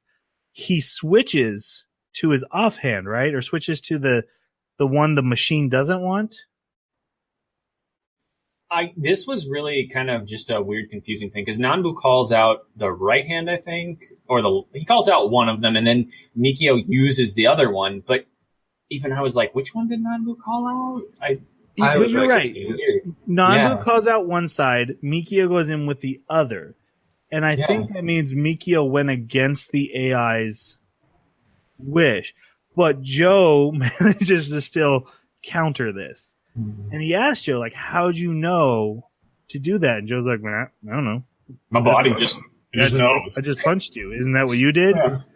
And Mikio doesn't know. Mikio doesn't know who made the decision to throw that punch. So he loses and decides to become a hermit in a cabin. Yeah. Maybe he's just gathering his thoughts. He's certainly got nothing company-wise. Honestly, when he got in the car and drove away, I said out loud, "You're still rich." Yeah. But then we see him, and he's just like, "I live in a cabin now. I'm a mountain man." Like he totally could have been Bruce Wayne at this point. But Yes. Yeah. At the celebration, though, Fujimaki shows up, and this is where we learn the big awful truth that has been teased the whole time, is that the entire point of getting to Megalonia was for Joe to do what Joe's supposed to do and throw a fight. Throw the biggest fight in history. Or biggest thrown fight. I had explained to my daughter how gambling worked and like how they would make money off of this. Like, but why wouldn't they make more money if Joe won? I'm like, they're the house. You get people to bet on who you want them to bet, and then you pull the rug out from underneath them. Yep. Joe gets really upset at Nanbu, and Nanbu's like, no. I mean, you could do this again. You could, we get out of our debt. Everything's fine. One last time, and then we'll be legit. Everyone's going to still think you're legit. Joe don't care. He leaves. Sachio gets really mad and leaves, and Fujimaki warns Nanbu, I will kill all of them. And then also, like, you have a misunderstanding. This is not ending here. Yeah. You're going to continue to do. That's a little later when he says, Okay. he says, yeah, by the way, I'm not letting Joe go. Yeah. It's in the fight. And I like how the earpiece became a symbol for what Joe's fighting against. Yeah. Mm-hmm. And even the old gear. And especially with what happens to the old gear. We'll get to that in the fight. Like, I loved that he wore his old gear to this fight. That was cool. But first, Nanbu. I think it's not working. No, I don't think it works. Like when he wears it to this fight. Well, it's like exposed hydraulic pumps. Yeah, Well, not just that. It was more for show. Yeah, because they never showed them working on it or even tried attempting to get it to work. Yep. Nanbu takes Sachio and tells him, like, hey, I know your backstory because remember that guy we interrogated? He told me that he knew your dad, and your dad got murdered because he worked on the integrated gear. Yeah. So he's like, so I get you want revenge against Shirato company. So he takes him to Yukiko's house. And he's like, "Hey, here's a knife, kid." This was so dark, but so good. When Sachio backs down, he actually takes him over to Yukiko. He's like, "Hey, I need you to take care of this kid. Ask him why." Like, you owe this kid, and I don't want him to die, so he'll be safe here. And she agrees, and she does find out what happened. And I like that she's like, "I want you to deal with everyone who was involved with that." I like that it wasn't her. Right. I did too. Yeah, the entire situation between her and Mikio had me up in the air over which one of them was the bad guy. If in any of them, like which one let greed overtake everything else, which one would be an antagonist. And even at this point, I wasn't really sure about Yukiko until she started saying, let's pursue this, find this, root out the evil in the company and everything. And I was like, oh, wow, okay, so neither of them are bad guy. Oh, okay. It's interesting, it's cool, but at the same time, I was kind of sad because I wanted an antagonist I could sink my teeth into and be like, I really hate this character. But I didn't really get that much. No, this was a bonding experience between Yuri and Joe. That's the whole anime, yeah. It's been building up to that crescendo. Speaking of Yuri, we actually come back to him and we get to see him fight. And probably the most predictable fight in the entire anime, in a bunch of predictable fights. I loved that, how predictable and silly that this was.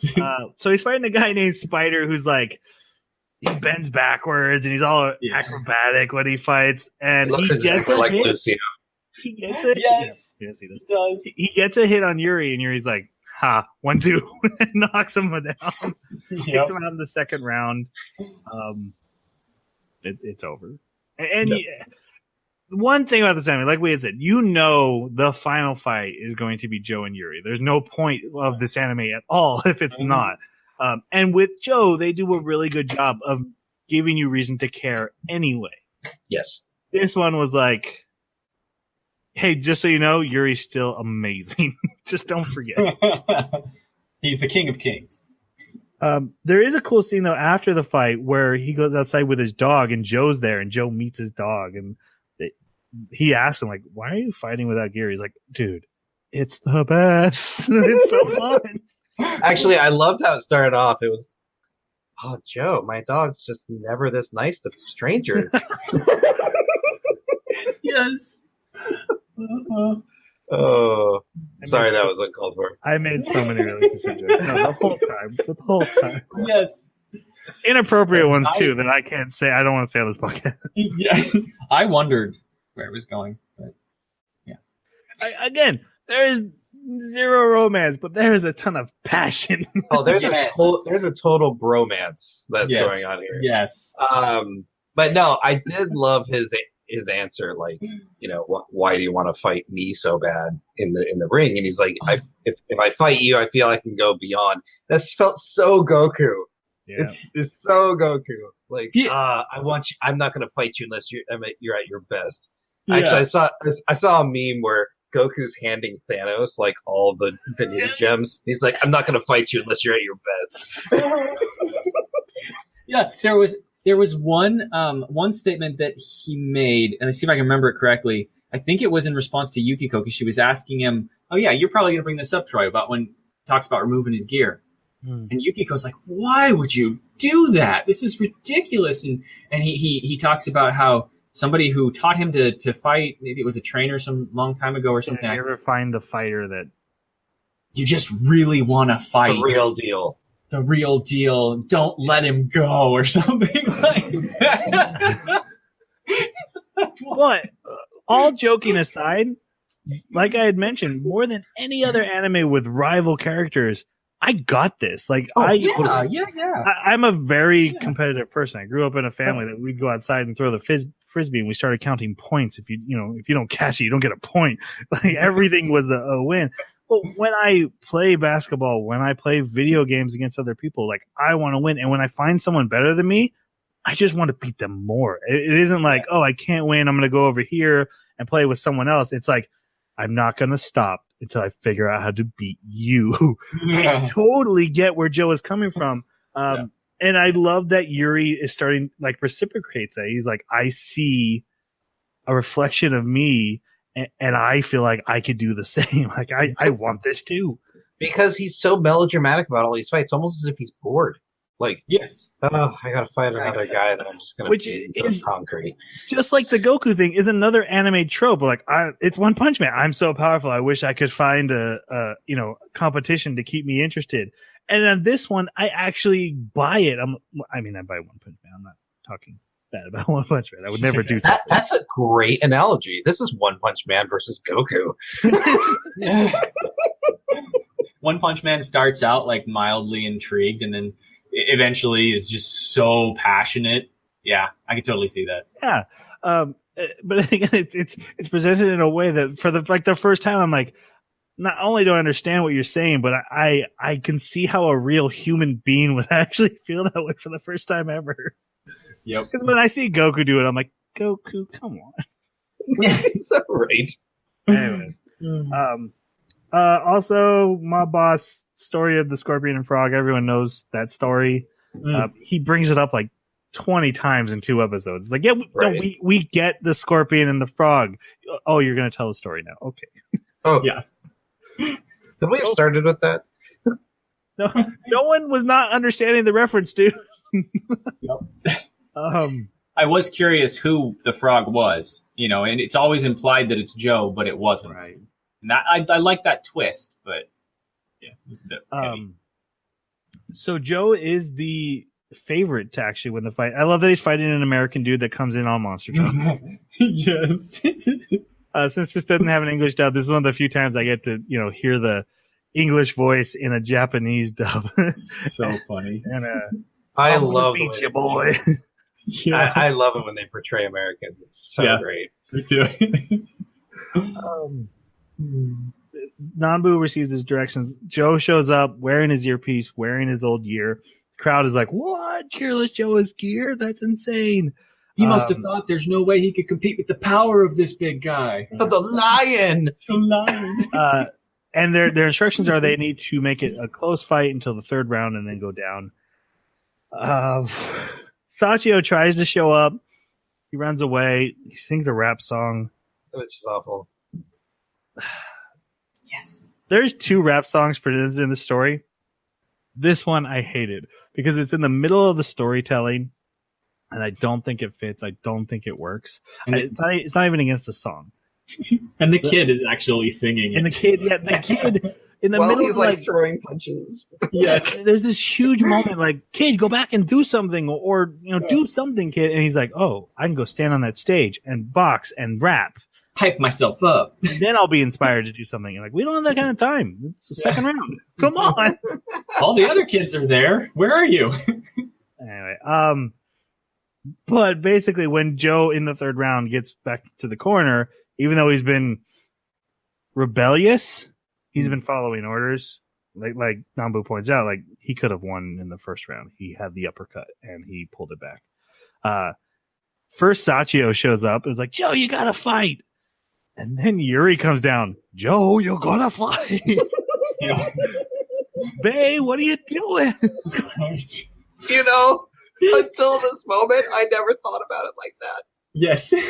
That's how I saw it. Great. Yeah. And then Nanbu makes the sacrifice, tells Joe, go for the win, man. And then he starts beating up the Mafia guys. Like, you can't stop him. Yep. And Joe does. Joe comes in and manages a counter, takes the guy down. We should mention by this point, his gear has just fallen off because it's junk. I absolutely love that scene because he gets knocked down and he stands up and the gear just falls off him. Like that, the past just, I'm free from it. Nanbu has set me free. And it's like, again, on the nose. But yes. It was a cool, epic moment. Was it Nanbu setting him free or Yuri setting him free? I'm going to choose Nanbu. You don't want to add to that pile. Well, no, just because of what Nanbu does next. And I don't want to take away from Nanbu's sacrifice. Because Nanbu, now cornered, grabs a butter knife and rips out his own eye, which is what he was told to do in the beginning of the anime when they had lost. Or one and cost him money. Fujimaki's like, hey, give me your eye. What makes so me soup? he grabs a butter knife and just pops it out. And it should be mentioned, if you haven't seen anything about this anime, he's already missing one eye. Yeah, he doesn't have an eye. So Specifically. this makes him blind. Yep. Maybe that's how he lost his first eye too. Like partial payment. Would not surprise me. Yeah.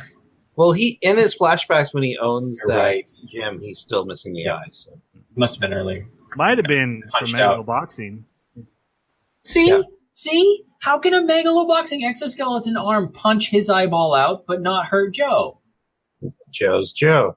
They were And regulated back then. I don't know. He's got to get to Yuri. So Right? Yes. I'm driving. I'm coming, dear. Joe and Sachio go to rescue Nambu. Guys, what are your thoughts on him letting them go? Don't like it. Fujimaki being like, all right, you're Don't out. like it. Did not like it. Fujimaki was one serious guy. I understand him letting Nanbu go because Nanbu lost what Nanbu cared the most about, but that doesn't let Joe off the hook. That doesn't let Sachi off the hook. It takes away some of his strength and villainy and makes him into the category of all of the other, like, he's not really a bad guy. He still has a soul. he's definitely still bad guy. He needed an eyeball and to make someone blind. But he wanted all three of them dead. Okay, Right, and I think it should have stuck to that in some. Yeah. But the thing is the way they built this story and the way they built this world, no one was coming to save them from Fujimaki. There's just there was no one coming to save them. So it was either he lets them go and we keep telling the story, or he murders all of them right there.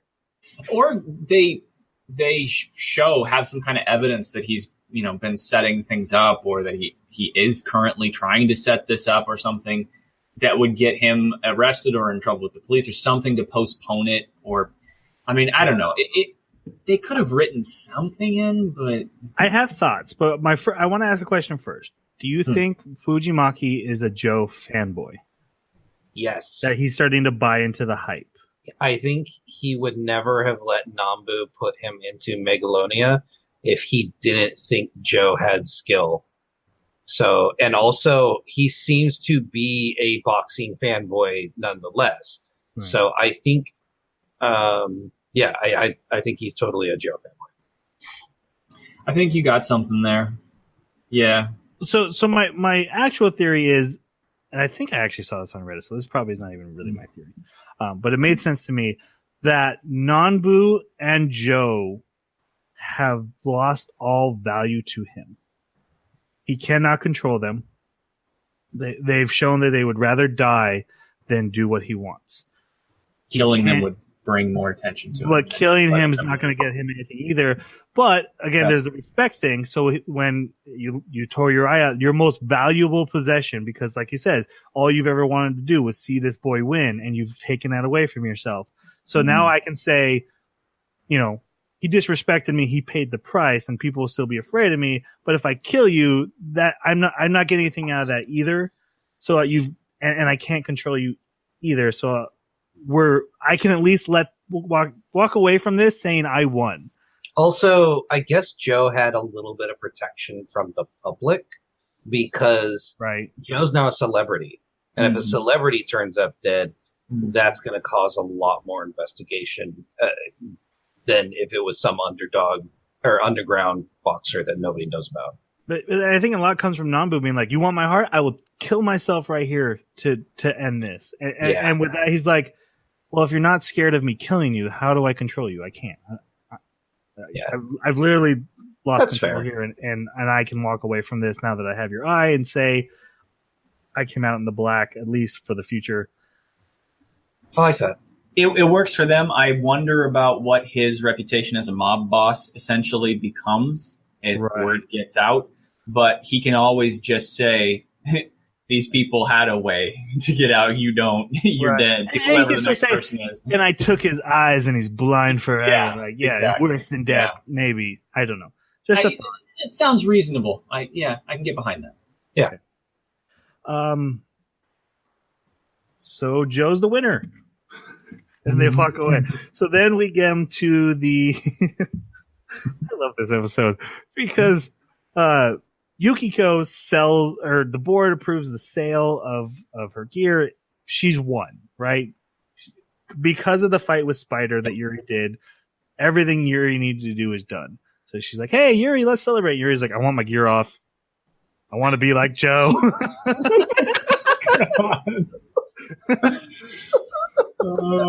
She obviously not happy about this, very upset. He's like, I ain't coming back. He goes to her brother in the cabin in the woods, and he has like this home surgery station. Yeah. That threw me. I was like, hold on. In your basement is a surgery torture chamber. What? Yeah. Well, he is one of the technicians behind the gear. Oh, I get that. Okay. Who brought it over and installed it? He's rich. Question. He's Bruce Wayne. That's true. Who is he planning to operate on? His Megalo cave. I imagine Yuri's preset this up since the fight with Spider and talking with Joe. We just kind of had to hand wave this part, I think. Yeah, this is one of the areas that I had the hardest time with. Yeah. So they rip out the cyborg enhancement in his body, and then he refuses pain medicine as he suffers for 5 days in a state of delirium, screaming, "Kill me, kill me, kill me." And then Yukiko shows up and she's like, what's going on? Oh, he's like dying in there. I have the pain medicine, but he was like, nah. He said that 5 days ago. I haven't asked him again since. And he actually has the door padlocked, and Yuri is like throwing himself at the door. I'm like, is he like a Dr. Hyde, you know? Yeah. Dr. Jekyll and Mr. Hyde. Is he a Mr. Hyde right now? What's going on? Why are you padlocking him in there? This episode is very much the calm before the storm, but I did like this whole removing the gear and the torture he's going through. It's... how does he put it? It's like he needs to suffer like Joe suffered. It's not just about being gearless. I have to be tortured and beaten to crap too. And that makes absolutely no sense to me. No, he's got to be on Joe's level. Oh my God, that's just infatuation. That's all that is. It's not true bromance. Love, guys. It's a bromance. God. I love it. I'm sorry. It is dumb because the whole point is like he wants to fight a superior fighter, but yeah, Yuri's like, it's not just that I have to be gearless. I have to be 7 fights worth of getting my crap kicked into of damage, and honestly, I think he comes at worse for wear. I think he's in much worse shape than Joe by the time they get to that match. Horribly disfigured. Well, and I even mean like things that haven't healed since the surgery. Right. Like Joe may have bruises, he might have some other problems. Clearly, he's got some kidney damage and stuff. But this guy just came out of surgery where his nerves were connected to a machine, and his muscles were connected to a machine. Like that's some seriously invasive stuff on the body parts he's using to punch and have precision. I love when they go to remove it and they're cutting like 2 inches away from the gear. Like, oh my gosh, it's that whole upper. Yeah. And I'm wondering if the military knows about that. Just like how invasive the procedure would have to be. Yeah. Man. So Yukiko, I guess they kind of make up. He basically explains to her his reasoning, kind of. That must be when he says that. You know, yeah, that's where he says. Love. Never let her go, Jack. That's right. We also get to see Nambu recruit Joe from an underground fighting ring to and get him involved, but really this is all just, hey, we're about to go into it. And then we get a really good rap song. And you guys probably didn't like it, but this came at the end of the episode. It just set up, you know, the stakes, and it talked about the fighters. I was digging the lyrics as I was reading them. I was singing along. Yeah, man. It's just so one of the other on the nose things for me, where it's like, hey, in case you didn't catch it, look at these 2 fighters. They're getting ready to fight, and they're so tough, and he's an underdog. And I think it would have been better if it was. This is not the greatest anime in the world. No, this is just a tribute. This is just a dream. Exactly. Yes. I liked it that it was presented through. There's this character they've kept showing who's been listening to music and wearing goggles and walking around. Just another street nobody. You could almost say it's Joe as a kid, but the fighting posters for Megalonia are up, so there's no way that's possible. It's so Joe's kid. I see it as just the next Joe, right? Someone Joe's inspiring, but he's been listening to hip hop this whole time, and he's the one who sings this rap song. I thought this one worked for me. This one it enhanced the hype.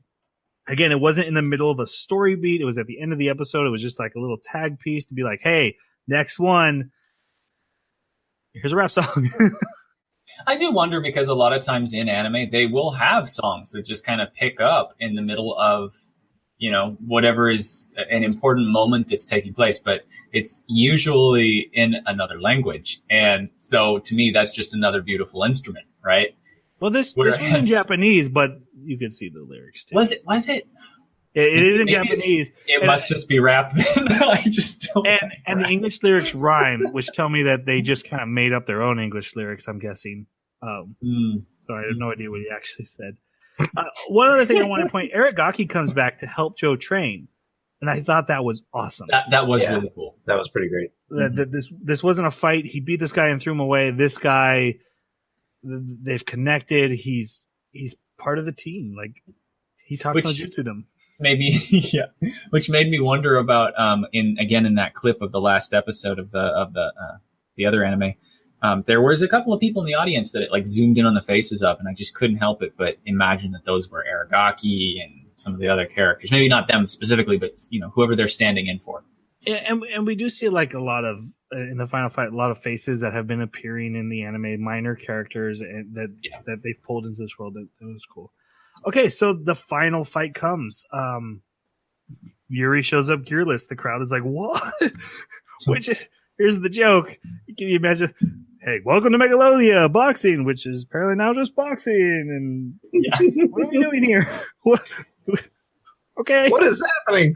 If they just showed up and played chess, would you still watch? Yeah, exactly. Yep. I like that the fight started. We don't see it till like the 4th round or the 6th round. Like, this fight wasn't about the fight. It was just about two bros. Two bros getting to be with each other in the ring that they love. Yuri is the better fighter through the whole thing. Joe gets knocked down multiple times, gets back up. Same as always. But this is Joe's style.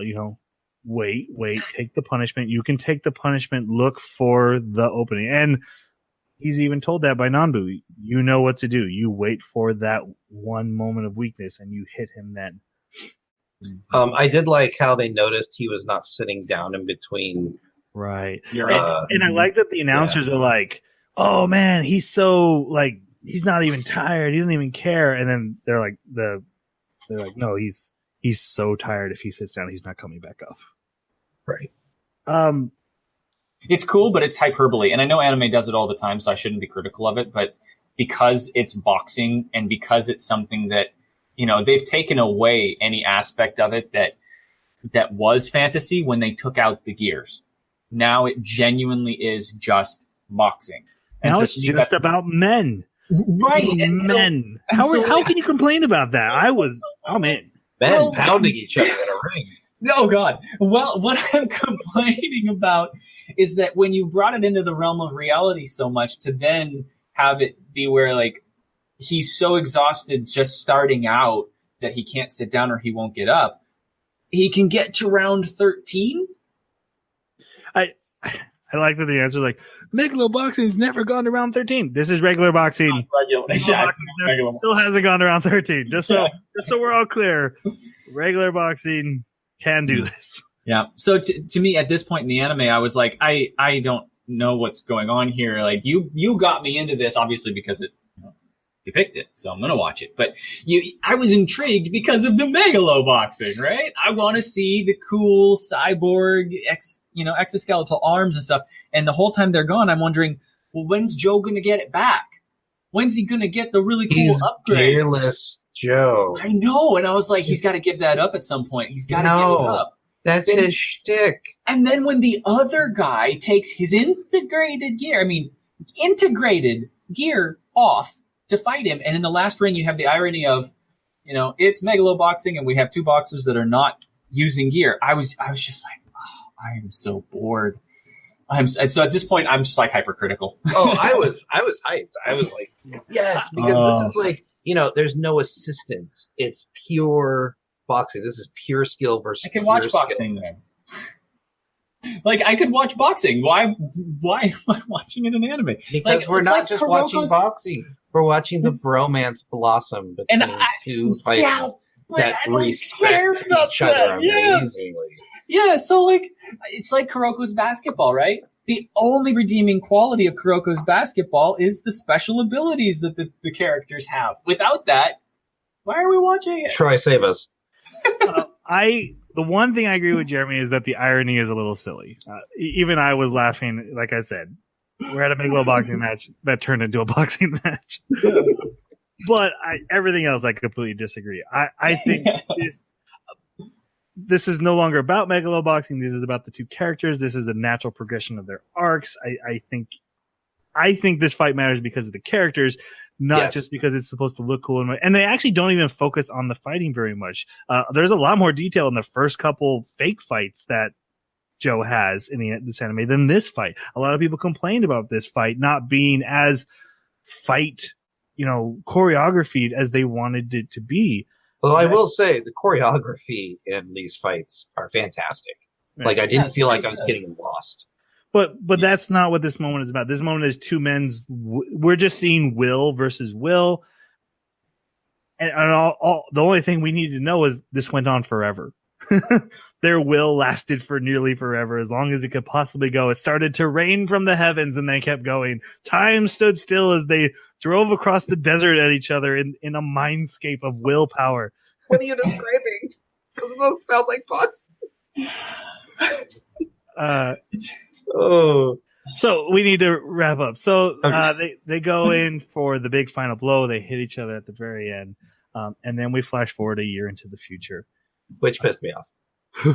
We don't know who won the fight. All we see is yes, we do. Well, at the very not at this point. Yeah. Hold on. Let me. I'll let you. Shut up. I'm an entertainer. We see a man on a gurney, and we hear Yuri talking about death. So it's highly insinuated Joe died. We find out very fast that is not what happened. Nanbu is celebrating the 1-year anniversary of his gym. Yuri is confined to a wheelchair. He's hanging out with Sachio. They're getting ready for the party. Yukiko has announced a second Megalonia, but she's still not on talking terms with Yuri.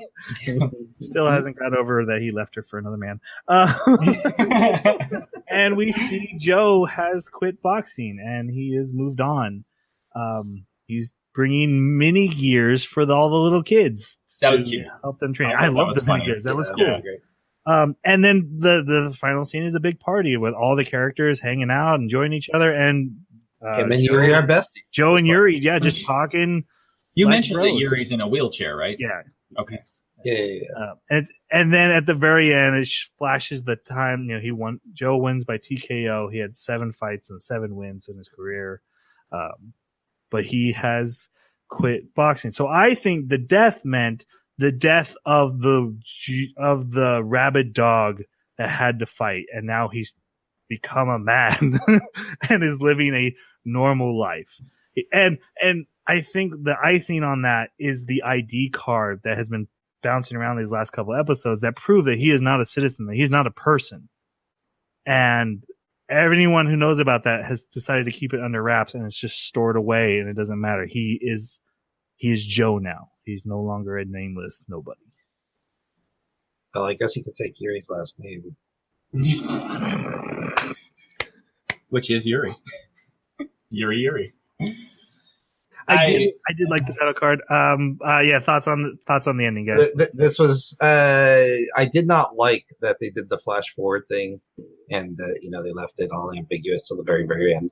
I thought that pissed me off a little bit, but because of that, we got the Goku and Vegeta are best friends now. I mean, Yuri and Joe are best friends now. It didn't make sense to me that Yuri could come through that surgery and then box for 13 rounds, but now he's confined to a wheelchair. That just didn't make a lot of sense to me. He was having nerve issues throughout the fight. They kept showing him like looking at his arm, like, and he would be shaking, and he was having issues already. I think so. He wasn't at his best. No. Yeah. Which means that the fight wasn't really a test. He didn't want to be at his best. He wanted to be at Joe's level. Hey, wait, focus on the ending. What did you think of the ending, Jeremy? I really didn't like it. When I saw that neither one of them had died, I was really frustrated with all of the death, die, dead, all throughout the anime, because it was, didn't die. Oh, I was pissed because it was like, this is just impotent dread. All you're doing is like creating this atmosphere of gravity and melodrama and creating these stakes and like what's at risk and everything. But you're the one that controls it, writer. You're the one that decides what's going to happen to these characters. And if you don't deliver on that at the end, then I actually look back at that with a bit of frustration. Like, you gave me every single indication that somebody was going to die. Every indication, like 4 times per episode, at least, if you just count the intro, the outro, and then the intermission 2 parts. So, like, nobody dies? Wheelchair? Okay, but Joe's fine. I kind of wanted Joe to die. I wanted him to give it all. Too much Game of Thrones. I wouldn't call Death on the Line melodrama. I partially agree with Jeremy a little bit, and I understand it more now that we've seen the other anime and what this was based on. And I haven't, I'm not bringing that in to qualify it yet. Right, I get that. But I do think something died, and there's a line said before the final punch where Yuri looks at Joe and he goes, "Are you going?" And Joe says, "Yeah." And I thought that meant... I don't know, but what the... Hold on, let me tell you my interpretation. I thought it meant Joe's about to say, "I'm about to die." That's what I thought it meant too. Life. But I think it does mean that, but not in the sense of my physical life has died, as in I'm done fighting. The fighters died in that ring. The men survived. The people survived, but their fights are over. They'll never fight again. This is the moment Goku's been looking for since forever. At the end of Dragon Ball Super, there is a moment of like Goku and Vegeta going for the Rocky ending of 2 guys fighting one more time just for fun because they're pros. Anyway, I think maybe you have something there, but at the same time, it's so deep. Yeah, and I could be way off. And like I said, I do partially agree with you. I've expected something else. Mm-hmm. And it honestly felt like they gave me that, and then they got a little scared and pulled it back at the last second. Like, oh, no, but really, there was a happy ending. Everyone's happy. Sorry. Even with the guy scare you on the trolley, like being hauled off, which was Yuri. You can tell by skin tone, right? But clearly, somebody's gonna die. And Yuri's talking about death, and like I wanted to give everything for this match, and I did. But then it didn't turn out that way. But yeah, to bring it into context of Ashido no Joe, though, once I saw that, I completely understood why they did what they did. But I would then say that this anime is almost like a fantasy or an idealistic tribute to that, in the sense that they're like, hey, remember when he died? Hey, you think he's going to die? Joe's going to die. Die. You remember that die, that pivotal moment, that death, that die? Every single moment that they can to throw back that memory. And I don't know. I'm kind of on the fence when it comes to whether I want to criticize that or whether I want to applaud that, in the sense of just how strong that moment left resonation with the fans. Because just from glancing at that and a few comments here and there, I mean, there was just like hundreds and hundreds of comments that were responding whenever somebody would talk about how, oh man, I remember the impact this had when I saw it. And then just like comment after comment of people being like, oh man, my dad cried for like 2 weeks and he'd watch this every year and things like that. And I'm like, whoa, this made an impression. So I kind of want to applaud them for it at the same time. Like, they're giving attention to something that was really cool, but not knowing that was there, it was confusing and frustrating to me. we need to go to our final reviews, but I have one last question for you guys, and I need a quick answer. Would you have preferred if the ending stayed open-ended?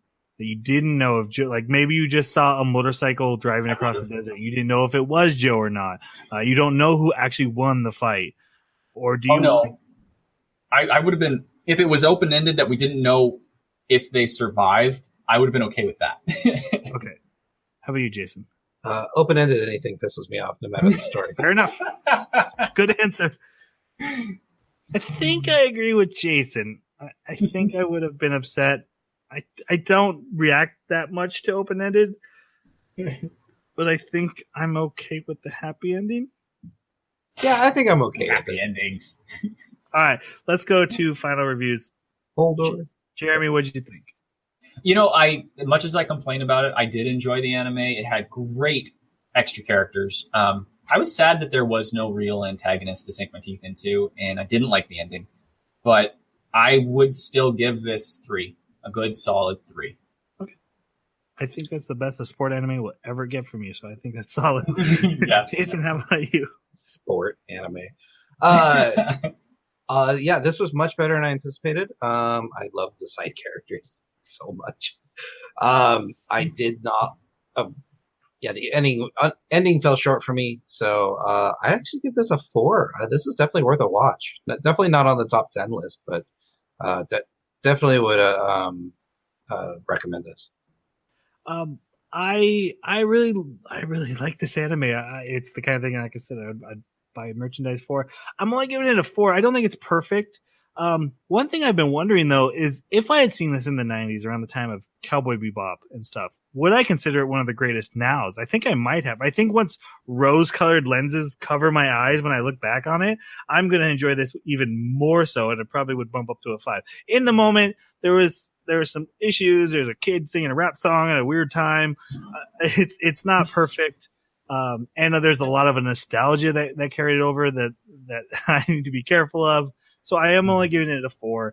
But I can see this being one of the ones that I just love 10 years from now when people talk about that anime. I would be like, oh my God, yeah, it was so good. Remember when Yuri and Joe were just growing out? Yeah, it doesn't even matter what. They're just Yuri and Joe. Just Yuri and Joe hanging out. So yeah, 4 for me.